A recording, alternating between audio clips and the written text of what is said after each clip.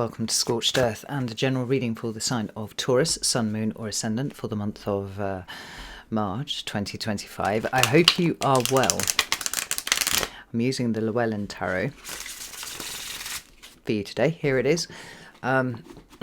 Things to tell you before the reading starts. If it resonates with you and you'd like to go a little bit deeper, there will be an extended that you can access at the end. The link for that is down in the description box. It will take you to Selfie. Please note we are not using Vimeo anymore because of egregious practices, which they apparently have rolled back, but no, not playing with you anymore. Don't trust them. Trust has been broken. So we're going with Selfie again for another month. On the whole, the overwhelming majority of people seem to have a much better experience actually with Selfie than they had with Vimeo, which is great to hear. There were a few teething problems, but rather wonderfully I was in a position to be able to actually assist with those, which I could never do when I was over on Vimeo. So made a little bit more work for me, but not too much, and like I said, on the whole it just seems to be flowing much better anyway. So to that end, would appreciate some feedback from you as to your experience. If you do have any issues, and I have to say it was a very few number of people who've had issues, but some people have had issues again this month, please do reach out and let me know, because I can fix it for you, which is wonderful. I love that. Anyway, what else do I have to tell you? Oh, well, Circle exists as well, and we're running some really, really amazing classes over there. So if that's something that might be of interest to you, please do avail yourself of that also. Right, let's flip this around, Taurus. We're going to do the normal reading as one would expect, but additionally this month I'm also using this deck, which is the Liminal Forest by MJ Cullinane. I've actually had this for about... I got it last year at some point, but I only just got it out of the box and looked at it, and it's stunning. And this month seemed like it needed a little bit of something extra, so we're going to pull an oracle card from here. We'll look at it at the end to see what it is. Let's give them a shuffle. And so that's 5, 4, 3, 2, and 1. We will cut the deck here on this. Well, this will be your oracle card. Let's just stick it there. We'll look at that at the end. And for the rest of it, let's get this Llewellyn out. Give it a little knock and see what it has to say. Can I have 3 cards for Taurus, please? Oh, there's the first one. We have the 2 of Wands in your recent past. About current energy, please. Whoa, that's a lot. All right. For Taurus, we have the Empress, the Devil, and the King of Wands. I actually really like that combination. I'll tell you why in a second. I'm going to have to move this old oracle card over here, I think, to fit all of this in. And let's see what's coming towards Taurus, please, for March. We have the Queen of Swords. Now, that's very interesting. 7 of Pentacles is at the bottom of the deck. I don't think that's a bad card. I actually really like this card. 9 of Pentacles sitting beyond it. Wonderful. So let's just pop you there. Get this deck out to clarify.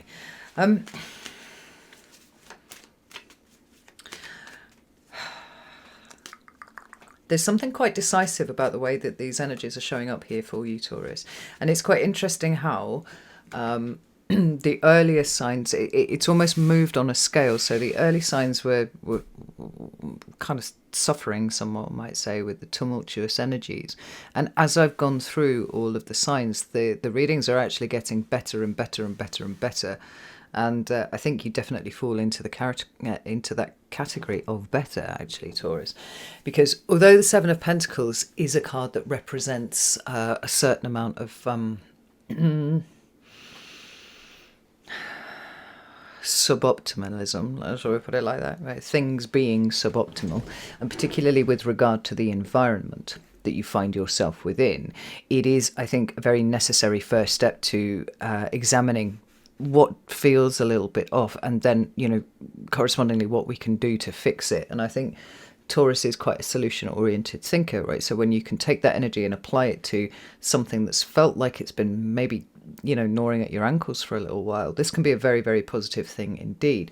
So let's have a look at this Two of Wands. Why is this here for Taurus, please? We have the Chariot on its side. Well, that makes sense. Two of Wands and the Wheel of Fortune. Oh, Taurus. I like that. Tell me about the Empress, the Devil, and the King of Wands, please. So, we have the Eight of Cups, the Three of Wands. Lovely. One more card for that, please. And the Nine of Wands. And then the Queen of Swords. Why is the Queen of Swords here for Taurus, please? So we have the Strength card, but why? Of course we do. Wow, goodness. Okay. Four of Pentacles in reverse. Take them in the order that I saw them. King of Cups, Seven of Wands, and the Ace of Pentacles. This looks like an incredibly positive reading for you, Taurus. What do we have at the bottom? Page of Pentacles. Well, yes, of course. Now, I understand that there's a bit of a shit show of cards on the table at the moment. I apologise for that, but I'm just here to tell you what they mean. Obviously, the universe feels like you need a lot of information about this. So hopefully we won't be here for 2 hours, but we'll see how that goes, right? So, like I was saying initially, like the underpinning energy across the entire reading, perhaps it would be more useful if I put that there, actually. It's just a little bit more symmetrical, not too much. The underlying energy for the reading, the Seven of Pentacles, indicates that there are agitations in the environment. There are things that are not quite going the way that we would like them to go. And I think actually the issue is not that they're not going the way that we would like them to go. It's that the static presentation of where we find ourselves in time and space right now is not where we want to be. Now, as we know, because humans are creatures who enjoy their comfort zone, right? And let's be fair, you're a Venus ruled sign, so comfort is very important to Tauruses as it is to Libras. It's only really when things start to get uncomfortable within that which has been our comfort zone that we will seek to change, adjust, or amend where we are in any given way, right? So the Seven of Pentacles for me is about taking stock. It's about looking around and saying, well, I've kind of invested quite a lot of energy to getting into where I am right now. Is there any benefit to continuing to invest on this path in this way? Or is it time to cut losses and start again? And I do feel like there's been quite a lot of thought about this. Now, if you are astrologically informed or even astrologically inclined, you will no doubt be aware that during the month of March there are two overlapping retrogrades. They're overlapping because they're both in the sign of Aries and they're both retreating into the sign of retreating. Well, it makes it sound like they're running away, right? Retrograding into the sign of Pisces. This is putting a lot of emphasis on whatever houses are ruled by Aries and Pisces for you.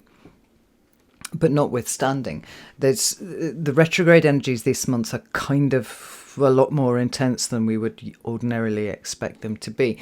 Venus retrograding, having us reassessing value, so very fucking important for what we're seeing here in the Seven of Pentacles. But then also Mercury retrograding to help us in the first instance by making this a lot more intense, but secondarily to help us process what it is that we are coming to the conclusion of. Because if it's one thing that really stands out here, it is the awareness that there are things that need to change. Sometimes when the Seven of Pentacles shows up like this, it's like, oh, there's something wrong, but I actually can't identify what it is. There's just there's a sadness in my soul, or there is an irritation in my soul. And I can't put my finger on its originating point. I just know something about the way that I'm living is really pissing me off and I want to change it. The fact that we have the Nine of Pentacles underneath here, though, is giving it less of an indecisive vibe and more of a, an objective taking stock. Where is my attention going? Where is my energy going? What are my resources doing? Generally, and those resources can be your time and your care, your effort, your attention, your energy, and your money as well. Like, what am I invested in, and is it going to give me the kind of return that I want, right? Is it giving me the kind of life that I want, or is it time to, chop and chop and change and do something else. And here in the Two of Wands, we have, this woman looking at a crystal ball going, well, where do I want to go? What do I want to do? This is the quintessential crossroads moment, informed by the fact that we don't really want to stay where we are, but we're not quite sure where we're going yet. This is how these two are talking to each other. And this is further borne out by the fact that the Chariot is showing up on its side. It's not that there's no energy to change. It's just that as things stand at the moment, it has been unclear as to what needs to be changed, what needs to be overhauled, and which direction is the right one for us. But I am rather delighted, Taurus, to see the Wheel of Fortune showing up there for you, because this feels to me a bit more like you giving yourself over to the wheel. Maybe it's even Jesus take the wheel, right? In terms of what it is. Oh, well, now I mentioned before that Tauruses are, quite solution-oriented thinkers. Whenever somebody's telling you about a problem that you have, and it's really obvious, you see an obvious set of ways in which they could make it better. You can't help yourself. You just let them out, because Taurus wants to help people. The Taurus wants to give answers, give solutions to things. And I think it's incredibly frustrating for a Taurus when they know they have a situation and they're not quite sure how to provide those solutions for themselves, right? That's an annoying thing. Quite often Taurus won't crowdsource with other people because they tend to be the solution people, right? So if they haven't thought about it, there's not a chance that other people in your environment are going to come up with anything that's really that helpful, generally speaking, right?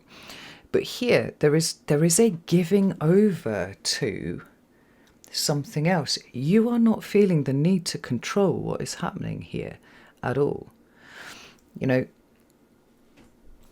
This Chariot on its side says there's plenty of will, there's plenty of determination. I would say actually there's plenty of internal balance, but what's missing is the extra information that you need to make a decision one way or the other. You're not coming from a place of exhaustion. You're not coming from a place of confusion. All the energy's there, ready to make the change. We just don't know what it is. And you seem to have surrendered to the universe and said, okay, I'm going to let the wheel turn. I'm going to go where it takes me. And when the wheel stops turning, when it's time for me to get off, that's the direction of travel that I'm going to go in. And the reason why this is so monumental is because you're not trying to control this at all, Taurus. You're co-creating is what you're doing. And where you recognize that you don't have enough information, you're willing to wait until you do. You're willing to be guided when you do. And we've got this Page of Pentacles over here is saying, well, I kind of understand my value. I understand what I bring to the table. I've got all of this here. I just need to know where it's going. I need to know how it gets from the page to the king, because, that journey there is what takes something that is new and in its inception, in its infancy, and gives it over to a really powerful energy of the King of Pentacles, which is your card, who can understand how to use this, right? What has to happen now so that we get the results that we want in the future. I love this. I love it so much. Here, in your current energy, we have the Empress, the Devil, and the King of Wands. Now, I don't feel at all like this Devil is a problematic card for you. I say very often that there is no card within the tarot that is all good and all bad. And that goes as much for the Devil as any other card. It comes up in combination with the High Priestess astonishingly often when it comes to artists. And that's because the High Priestess provides the inspiration, right? We're quite literally drawing some sort of inspiration down from the ether. But because the material world is the dominion of the Devil, when it comes to the point where you give that form, this is necessarily something that the Devil is going to have something to do with. If you want to make it so solid that other people can perceive it, the Devil is your man, as it were. So we've got the Empress, which is talking about the creative act. We've got something that is not yet ready quite, or hasn't been ready to bring out into the world, because it's gestating. The Empress is often depicted as pregnant because she is the archetypal mother, right? But we get this sense that there's something that is happening creatively deep within her that at some point in the future we'll see its expression, right? It'll see its birth out into the world. And sometimes that can feel fairly indeterminate, right? The Empress is also a card of Taurus, and it's got that much more emphasis on the natural flow of life, rather than the rather restrictive and potentially dogmatic expression of Taurus energy, which is the Hierophant, right? It's got loads of good things going for it as well, but here it's less about the teaching capacity of the Hierophant and much more about the flow capacity of the Empress, the creative capacity of the Empress. So then when we look at the Devil in this context and we see him arriving with the King of Wands, what we can ascertain from this is that something that has been percolating, something that has been gestating, is absolutely ready to come out into the world. There is a labour going on here now. The Empress is getting ready to push, and the Knight of Wands, the King of Wands and the Devil together are going to give this form when it is the right time. I mean, I feel like the presence of the King of Wands is saying it's very, very close. It's very, very close now. We don't have the Knight of Wands saying it's absolutely now, push, fire that baby out, whatever it is. We've got there's a little bit of time here, but not very much, right? So we are prepared, we are ready. The Devil is giving this form, and the King of Wands is going to help this along by understanding the timing of things. I mean, to an extent, you could say that the Devil recognizes the need for timing too, because it's a card that represents Saturn, who is the planet that we associate with time and the passing of time and things like that, right? The cards that we have underneath are the Eight of Cups, the Three of Wands, so we've got movement on from the 2 into the 3 here, and the Nine of Wands. And I'm wondering if part of what the process is that is sending the Empress into labour, which is showing us that whatever this is coming soon, whether this is a creative project that you are involved in or some sort of big change that you are wanting to make. Perhaps it could be the birth, the arrival of inspiration to something. That's possible too.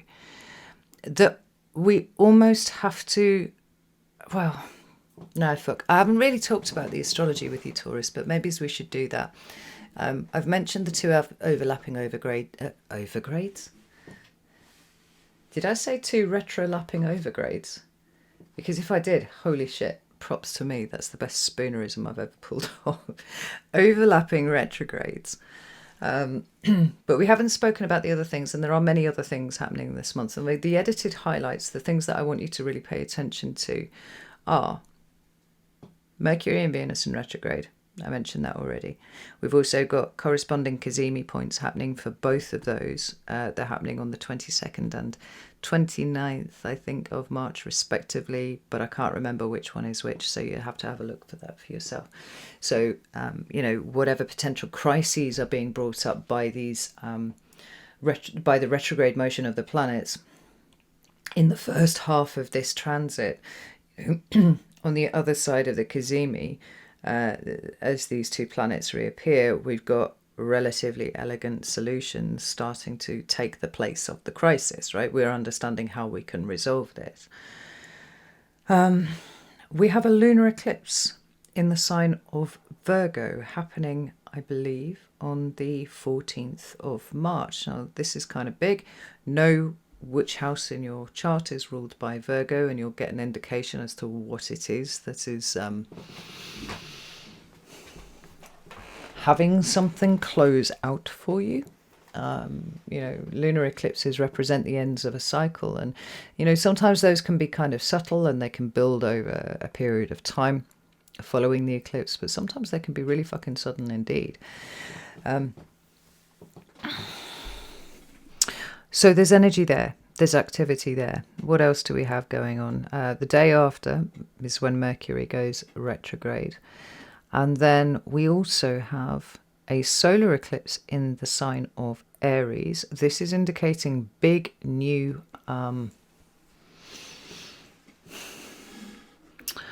new directions, new points of focus, new stories beginning to emerge. Again, like the lunar eclipse, this can take some time to play out. But actually, because this is the last eclipse in from the Aries Libra nodal axis, you may well see a continuation of a story that started around about April last year for you.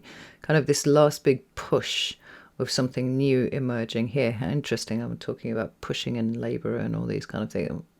You know, again, check where Aries is in your chart to understand where this big creative energy may be happening.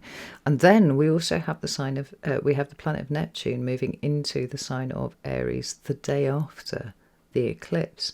I think this is going to make everything feel very, very different, Taurus. It's possibly going to be slow. Well, you see, we've got an outer planet that is slow, ingressing into a sign that is fast. So it might be a bit discombobulating to start with. The reason that I bring all of this up to you is we have an eclipse going on here. We've got a chap who is leaving something behind under the light of the eclipse to go find his 9 cups. So we've got something that is ending, it's completing, we're leaving it behind. It doesn't matter if it's a thing we've been experiencing right now or this is emotional baggage from like 20 years ago. The point is we're putting it down. We don't need to carry with us moving forward. And the load is lightened, ready for the 3 of Wands, right? Where am I going? Contemplation of future. Now I'm starting to get a sense of where it is that I am going. And then we have the 9 of Wands, which is Moon in Sagittarius. Now the 9 of Wands is quite often associated with boundaries, the need for good boundaries. Sometimes it's we can look at this and we can see, the injured state that this man is in and go, well, he's got a kind of fairly haunted look on his face. Maybe he's worried about getting ambushed by something, right? He's worried about being attacked. He's worked so hard so far. Nothing has come easily. But I feel like it's this Moon in Sag aspect of it that I want to talk about mostly for you, Taurus, because there's something emotionally rangy about that, which isn't necessarily in your nature to experience.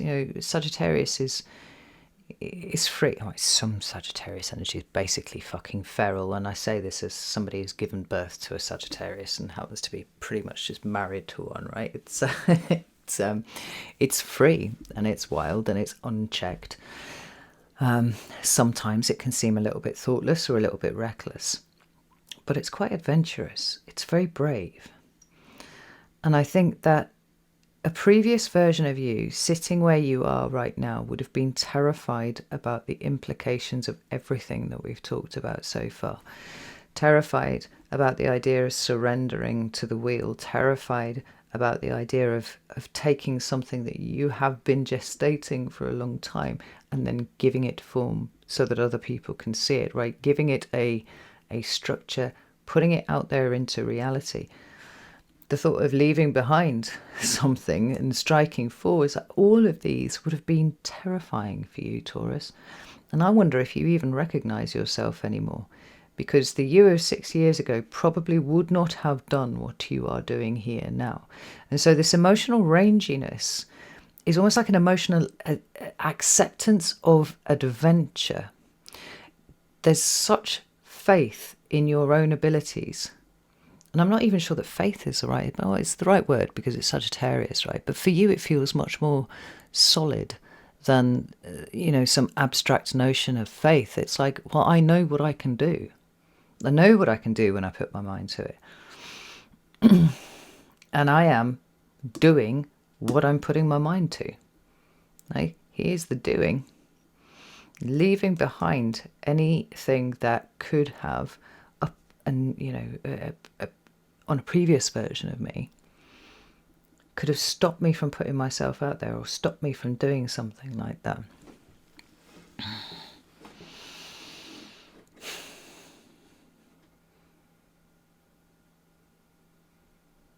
I feel like the word faith itself is a little bit too fluffy around the edges for you, Taurus. I think it is a solid knowing. And there are implications for that, like I said, and those implications would have been terrifying in the past. But they're fuel for the fire now. It's like, yeah, I'm going to do this. I've sat here, I've built up my reserves. I'm ready to go. As soon as the universe indicates to me which direction it wants me to release this energy out into, that's the way that I am going. This is phenomenal. I'm not joking when I said these, these readings have just got better the more I've gone through them. I feel bad for Capricorn this month because there's a lot of turbulence there for Capricorn. Anyway, the interesting thing is it doesn't really matter how turbulent things are outside of you, because this solid knowing is enough to anchor you. This is fantastic. Do you remember back in 2020 when I was trying to explain the difference between external security and internal stability? Like, I think most Tauruses caught onto it immediately and were kind of shocked at how much they attempted to control their environments to make them feel safe. And over the last few years, you have worked at this so consistently that the poles have completely reversed now. It's almost like you're disinterested in the chaos outside of you because it's not really relevant to what it is that you're doing. And it certainly doesn't affect your sense of stability. And this is why when the Strength card came out here, I was like, oh yes, of course you're coming out, because this is what's underpinning the reading for me, is this personal growth, this personal development, this individual strength that Taurus didn't know that they could have, right? Taurus absolutely about strength in numbers and kind of happy a lot of the time to be in the background of things. Stuff's changed for you. You don't see that. There are times where there is a benefit to standing with the herd, 100%. You need people. It's good for you to be around people. But where it matters, where you have an opinion or you have an idea or you have a creative impulse that doesn't necessarily fit with what the herd was doing, you're not afraid to stand aside and show people, which means that your fear of visibility is decreasing at a rate of knots. And more often than not, what you're receiving for this standing apart, standing in your own power, and being unapologetically you is cow applause. Everybody's just going, oh, this is fucking brilliant. This is really, really good. And I think that probably felt quite destabilizing initially.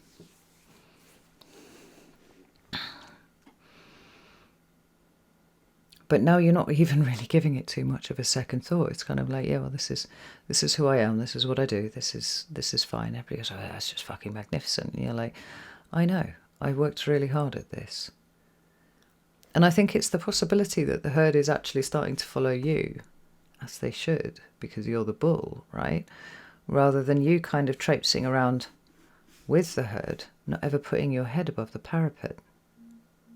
So when we come into March proper, we have the Queen of Swords, and I like this. I like it specifically because there was the question of, direction. There's a question of crossroads energy showing up for you.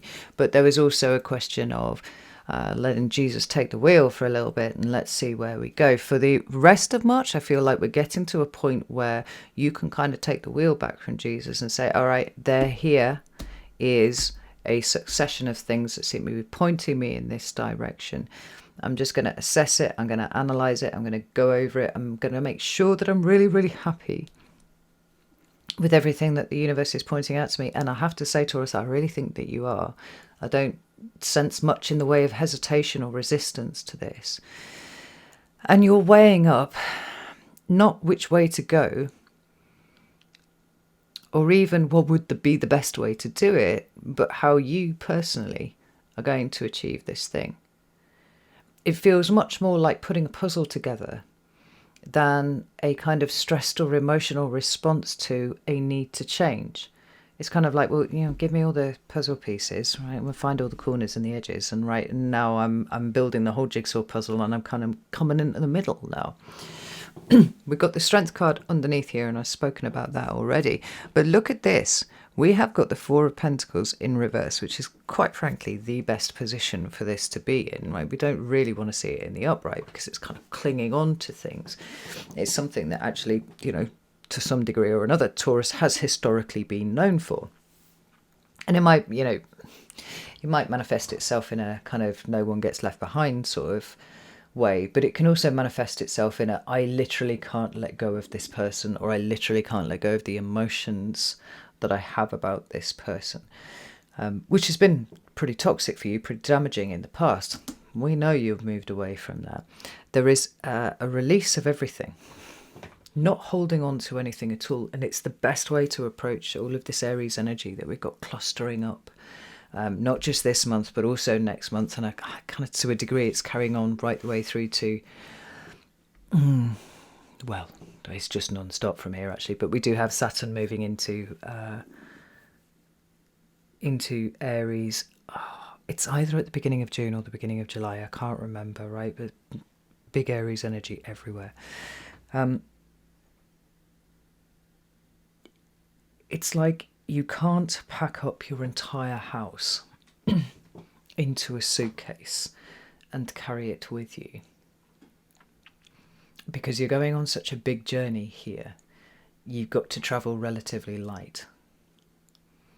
So there are some things that you have that you could put into storage. There are other things that you're going to throw out because, really, why have you held on to them for so long?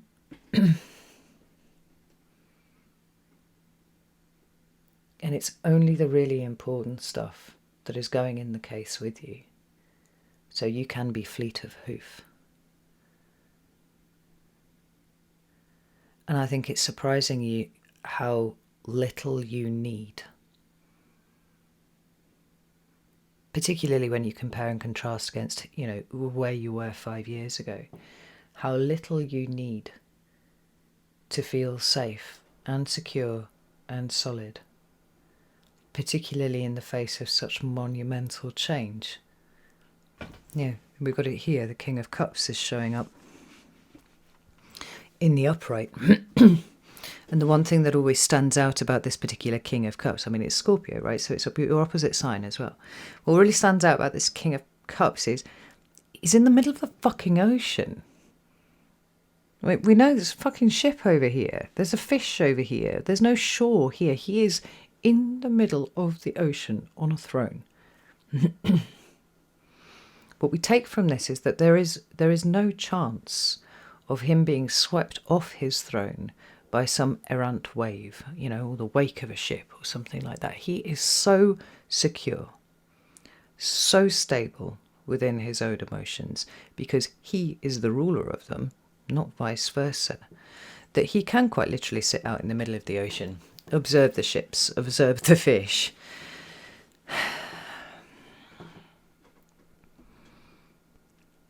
It's strong. It's emotional mastery.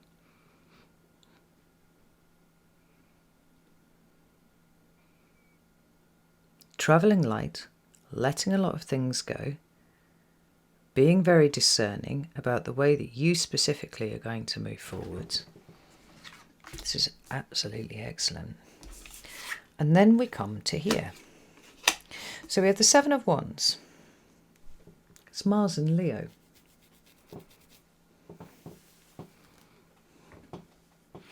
I don't think that Mars goes back into Leo this month. I'm fairly sure it's happening in April sometimes, because Mars is moving very, very slowly at the moment, and he's in the sign of Cancer. So the next sign he will move into will be Leo, but I don't think it's happening for another four weeks or so yet. So it's not indicating that. We take from this card often an idea of being defensive or being guarded, right? We could see actually something similar happening over here with the Nine of Wands. But you have nothing to be defensive or guarded about. We've already established that. You've been going through the wash, as it were. You've let go of an awful lot of things that might have, in the past, made you feel defensive or guarded. Do you know the thing that is really sticking out to me here?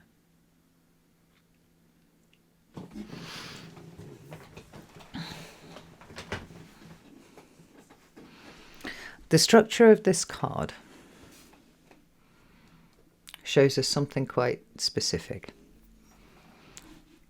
We have one ace in the hands of this man, and we have six wands coming up from somewhere else, and we don't know what these signify, other than we know that the Six of Wands represents victory. Actually quite conspicuous public victory often, right? It's Jupiter in Leo, so it's always going to be kind of visible.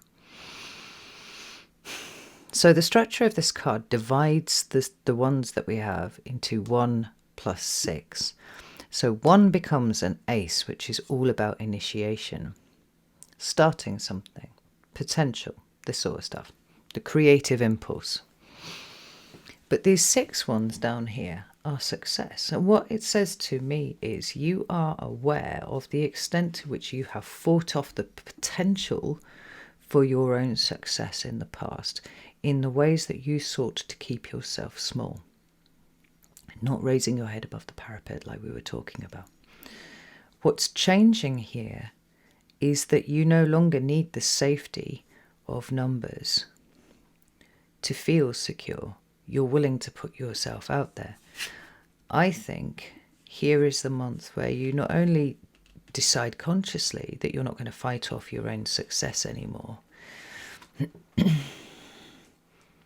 I feel like a lot of this is about letting it happen. Like, you've got all of this incredible talk to move forwards, Taurus, and you've got the will, you've got the determination, the stubbornness, whatever it is, right, to move forwards. There's an awful lot of power here. You've just been looking for direction. The direction is incoming. And I do think that the direction opens up a door to something that is much, much bigger than you had anticipated. It's like there was what you were sort of planning for, and then there's the over and above that seems to be coming through, which would have been enough for you to snap back through the door and be like, no, thank you, I'll be fine. I'll do that later, maybe if I feel like it. But you're not doing that. You're not doing that at all. You're accepting it.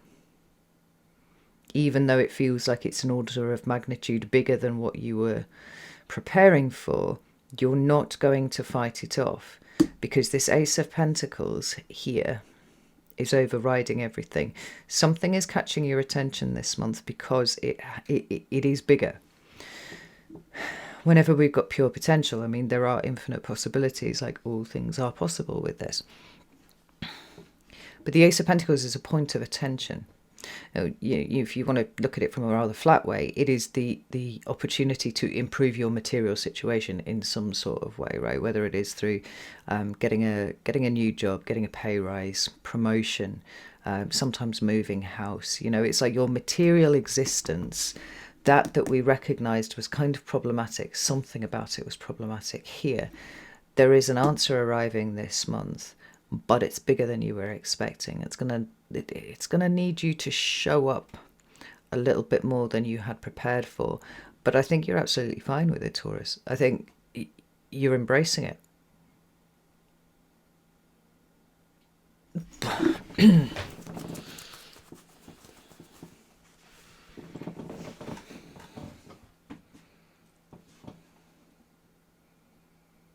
It feels like a reward from the universe, Taurus. It's like you were prepared to work with this. And instead what the universe is presenting you with is this. Now these both talk about new starts, new beginnings, but what is presented in the Ace of Pentacles is an order of magnitude bigger than it ever could be achieved by the Page of Pentacles over here. I said to another sign this month, who was it? I think it was Aries. I said, if your future doesn't fill you with a little bit of trepidation, if you aren't feeling ever so slightly hesitant about it, or you know, fostering some small doubts about what you're doing, you're not aiming big enough. You've got to go bigger. Now, I'm not going to say that to you because I think you've done all of the groundwork. You did everything that you were supposed to do, and you're standing in your own value, and you're like, this is all cool, this is brilliant, la la la.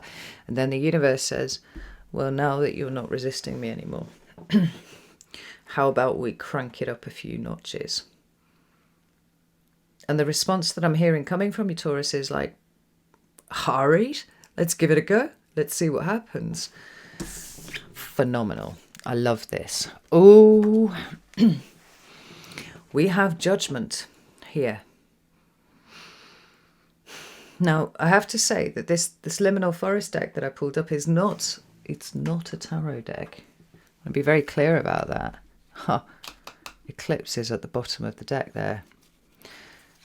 So expect something significant around the eclipse, right? Whether it's the solar eclipse or the lunar eclipse. Look, even that's really Judgment-like. How interesting. Anyway, the point is, this is an oracle deck. This is not a tarot deck. But you have the Judgment card. And what do we understand? What do we recognize from Judgment? It is quite literally our judgment of a situation. We see it in the Queen of Swords. We see it here. There are life-changing decisions coming up. And the funny thing is, although it's a life-changing decision that you are making, I think the decision is not, I'm going to go after this thing or I'm going to do this thing. It is, I am not going to resist this thing.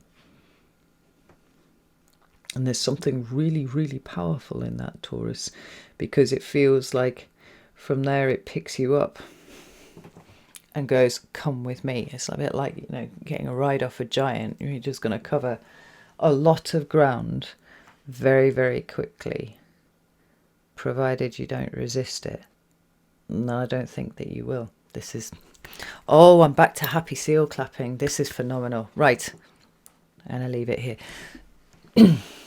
Why am I going to leave it here? I'm going to leave it here because I'm going to go to the extended. If you would like to join me over there, you're very welcome to do so. You can do that on Selfie, not Vimeo. You can also do it on Circle, right? I've got 2 layers of access to Circle. You can come in and just on the tier that is all about the all 12 signs extended, or you can come in at the higher tier and come participate in classes and all sorts of things. If that's something that you may find valuable, you're welcome to do it. If not, no shade. But I'm really fucking curious to see what's going on, Taurus, with this, because this has the feeling of something completely fucking life-changing, which would be very much in alignment with the Judgment card. That's actually given me the warm and fuzzies inside. I'm so happy for you. Right, I am away. Know that I love you all very, very much, and I'll see you soon.